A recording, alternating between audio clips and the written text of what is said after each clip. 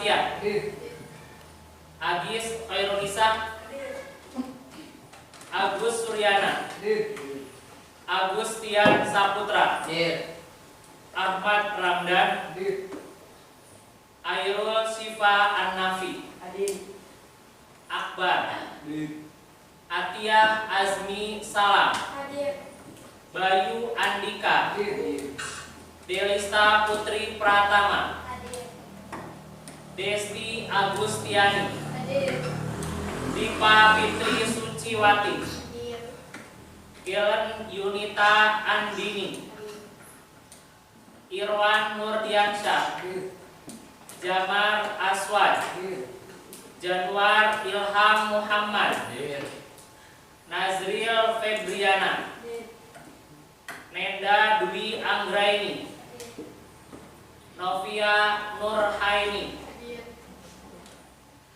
Nur Mayasari. Pika Gestari. Riki Alvaris. Rizky Kurniawan. Selina Disti Sakita. Setia Mahardika. Sevilla Salsabila. Silva Purnama. Suci Cahaya. Vina Nur Alfani. Wulan Agustina. Yuda Pratama. Zenadin Zidan.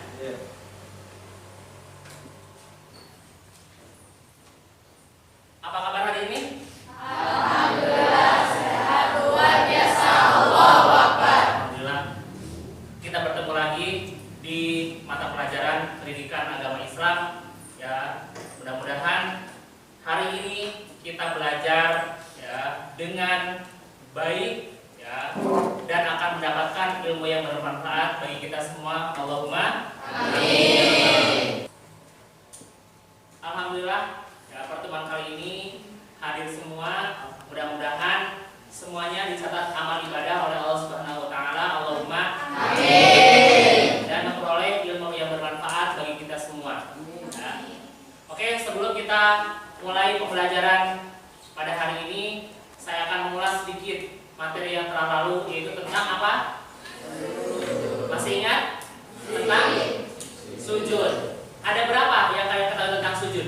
Ya. Yang pertama sujud syukur. Yang kedua Sujud sahwi. Yang ketiga Sujud tilawah. sujud tilawah. Yang ketiga, apa yang kalian ketahui tentang arti dari sujud syukur? Masih ada ini ya? Sujud syukur apabila apabila seorang telah diberi nikmat. Ya, itu adalah rasa syukur kita untuk apa? Nikmat yang telah diberikan oleh Allah Subhanahu wa taala. Kita rasakan yang namanya sujud syukur. Yang kedua adalah sujud sahwi. Apa yang kalian ketahui tentang sujud sahwi? Lupa dalam gerakan sholat. Oke, jadi sujud sahwi akan dilakukan apabila kita dalam gerakan sholat itu ada yang lupa, tertinggal. Ya, kita melaksanakan namanya sujud sahwi. Yang ketiga adalah sujud tilawah. Apa yang kalian katakan tentang sujud tilawah?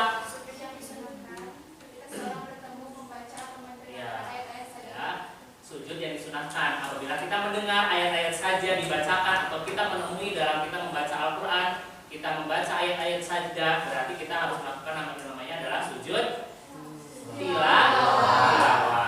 Oke, ya itu adalah materi yang kemarin, dan sekarang kita akan dengan materi yang baru, yaitu tentang pertumbuhan ilmu pengetahuan pada masa Bani Umayyah. Tujuan pembelajarannya adalah kalian nanti dapat ya menjelaskan dan mengidentifikasi sejarah pertumbuhan ilmu pengetahuan pada masa Bani Umayyah.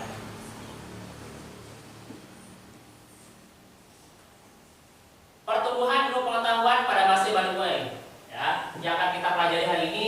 Yang pertama adalah pertumbuhan ilmu pengetahuan pada masa Bani Umayyah. Ya. Bani Umayyah. Bani Umayyah awal mula berdirinya, nanti kita akan bercerita tentang awal berdirinya tentang Bani Umayyah. Ya. Daulah Umayyah di Damaskus, ya, itu berdiri dari tahun 661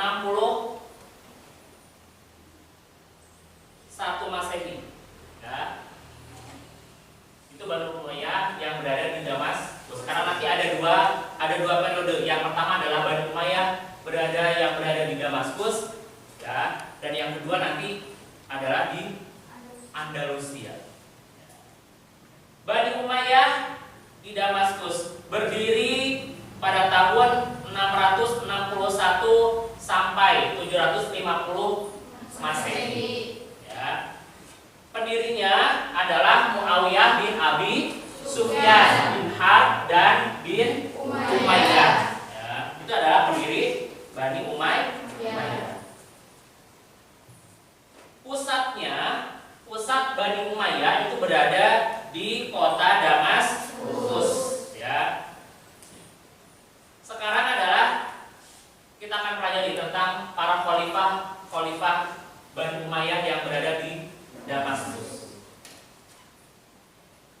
Yang pertama adalah Muawiyah bin Abi Sufyan, ya, atau dikenal dengan Muawiyah I, ya, itu pada tahun 660 sampai 680 Masehi.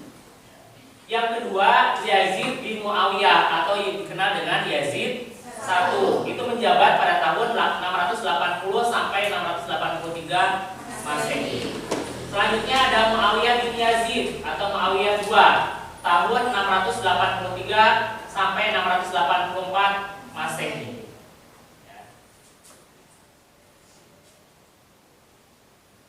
Biar kalian gampang, nanti saya akan putarkan videonya. Udah, ya, terima kasih. Ya, kita sekarang sudah dibagi menjadi dua kelompok. Silakan kalian identifikasi. Nanti ada salah satu dari kalian perwakilannya nanti untuk mempresentasikan hasil dari kerja kelompok kalian. Siap semuanya? Siap. Oke, silakan kalian rangkum ya apa yang kalian ketahui tentang peristiwa ya pertumbuhan dan pengetahuan pada masa dinasti Bani Umayyah. Silakan.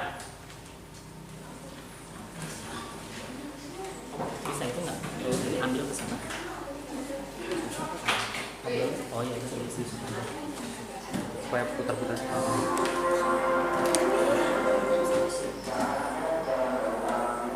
Nah, jangan itu suaranya tadi itu nggak? Ah, apa barusan? Ah, Pak ya.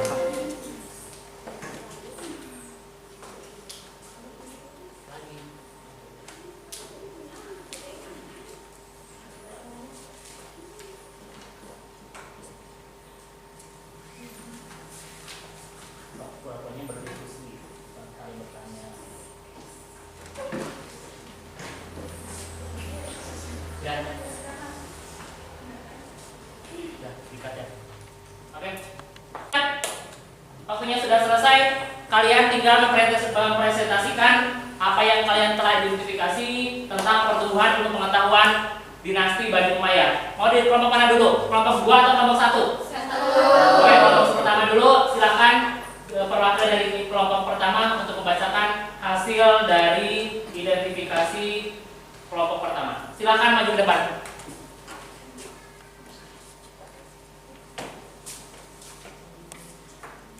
Ilmu pengetahuan pada masa Bani Umayyah. Daulah Umayyah di Damaskus pada tahun 661 sampai 750 Masehi. Daulah Umayyah berdiri selama 90 tahun atau 40 sampai 132 Hijriah atau 661 sampai 750 Masehi. Pendirinya bernama Muawiyah bin Abi Sufyan bin Harb bin Umayyah. Daulah Umayyah menjadikan Damaskus sebagai pusat pemerintahannya.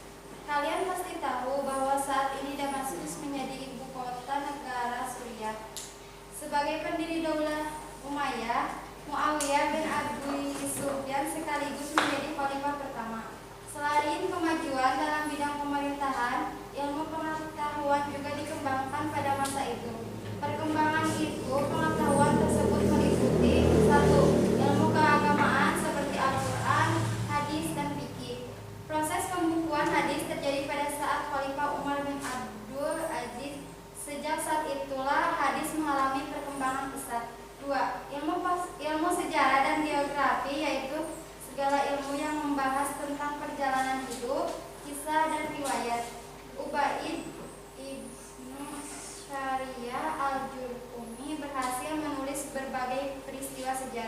3. Ilmu pengetahuan bidang bahasa, yaitu segala ilmu yang mempelajari bahasa, nahwu, saraf, dan lain-lain.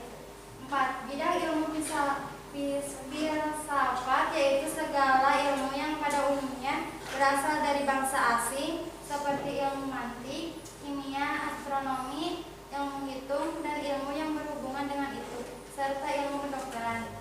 Daulah Umayyah di Andalusia pada tahun 756 Masehi sampai 1031 Masehi. Kekuasaan Bani Umayyah di Damaskus berakhir pada tahun 750 Masehi. Kekhalifahan pindah ke tangan Bani Abbasiyah. Namun, salah satu penerus Bani Umayyah yang bernama Abdurrahman Ad-Dakhil dapat meloloskan diri pada tahun 755 Masehi. Ia dapat lolos dari kejaran pasukan Bani Abbasiyah dan masuk ke Andalusia atau Spanyol. Di Spanyol, sebagai besar umat Islam di sana masih setia dengan Bani Umayyah. Ia kemudian mendirikan pemerintahan sendiri dan mengangkat dirinya sebagai amir atau pemimpin dengan pusat kekuasaan di Cordoba. Perkembangan ilmu pengetahuan. Pada masa pemerintahan Bani Umayyah, ilmu pengetahuan mengalami kemajuan yang sangat berarti. Adapun perkembangan ilmu pengetahuan pada masa ini dapat dikelompokkan sebagai berikut. 1. Ilmu kimia. Di antara ahli kimia ketika itu adalah Abu al-Qasim yang mengembangkan ilmu kimia murni dan kimia terapan. Ilmu kimia murni maupun kimia terapan adalah dasar bagi ilmu farmasi yang erat kaitannya dengan ilmu kedokteran. 2. Kedokteran. Di antara ahli kedokteran ketika itu adalah Abu al-Qasim al-Jahrawi. Ia dikenal sebagai ahli bedah, perintis ilmu penyakit telinga, dan pelopor ilmu penyakit kulit. Di dunia barat dikenal dengan Abu Qasim. Karyanya berjudul At-Targhib Liman Hadith, yang pada abad ke-12 telah diterjemahkan oleh Gerard of Cremona dan dicetak ulang di Genoa pada tahun 1497 Masehi, Basel atau 1540 Masehi, dan di Oxford 1778 Masehi. Buku tersebut menjadi rujukan di universitas-universitas di Eropa. Sejarah. 1. Abu Marwan Abdul Malik bin Habib, salah satu bukunya berjudul At-Tariq. Ia meninggal pada tahun 852 Masehi. 2. Abu Bakar Muhammad bin Umar, dikenal dengan Ibnu Qutiyah. Karya bukunya berjudul Tariq Iftitah al-Andalus. 3. Hayyan bin Khalaf bin Hayyan, karyanya Al-Muqtadis fi Tariq Rija al-Andalus dan Al-Matin. Di antara tokoh terkenal bidang sastra ketika itu adalah 1. Ali Al-Qali, karyanya Al-Amali dan Al-Nawadir, wafat pada tahun 696 Masehi. Abu Bakar Muhammad, Ibnu Bahasa dan Sastra. Umar di samping terkenal sebagai ahli sejarah, ia adalah seorang ahli bahasa Arab, nahwu, penyair, dan sastrawan. Ia menulis buku dengan judul Al-Af'al dan Fa'alta wal Af'alat. Ia meninggal pada tahun 977 Masehi. Abu Amir Ahmad Ibnu Muhammad Ibnu Abdul Robi, karya prosa diberi nama Al-Aqda Al-Farid. Ia meninggal tahun 940 Masehi. Abu Amir Abdullah Ibnu Syahid lahir di Cordoba pada tahun 382 Masehi sampai 992 Masehi dan wafat pada tahun 1035 Masehi. Karyanya dalam bentuk prosa adalah Risalah Al-Awabi wal Al-Jawabi, Haisfa Al-Dak wal Fa'al Al-Syarif dan Anat-Athar. Ya, kita kasih tepuk tangan buat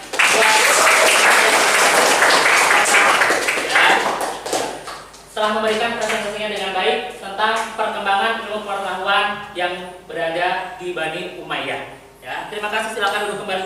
Ya, selanjutnya dari kelompok 2, ya silakan maju ke depan. Kelompok 2 untuk mempresentasikan dari kebudayaan yang berada, ya, perkembangan kebudayaan di Bani Umayyah. Silakan untuk maju ke depan.